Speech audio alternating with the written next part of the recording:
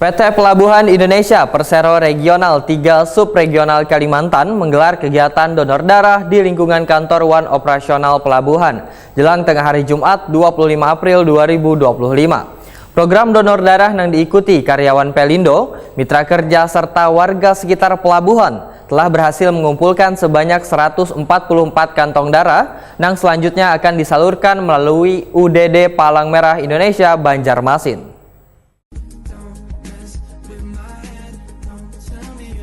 PT Pelabuhan Indonesia Regional 3 Subregional Kalimantan menggelar kegiatan donor darah di lingkungan kantor One Operasional Pelabuhan jelang tengah hari Jumat 25 April 2025. Program donor darah yang diikuti karyawan Pelindo, mitra kerja serta warga sekitar pelabuhan telah berhasil mengumpulkan sebanyak 144 kantong darah. Selanjutnya akan disalurkan melalui UDD Palang Merah Indonesia Banjarmasin.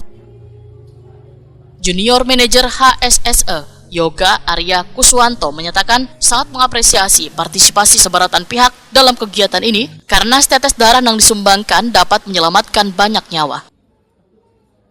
Pelindo pun akan terus mendorong pelaksanaan kegiatan sosial serupa di masa mendatang. Kesehatan warga sekitar pelabuhan, ujar Yoga Arya Kuswanto, merupakan bagian integral dari ekosistem kerja Pelindo.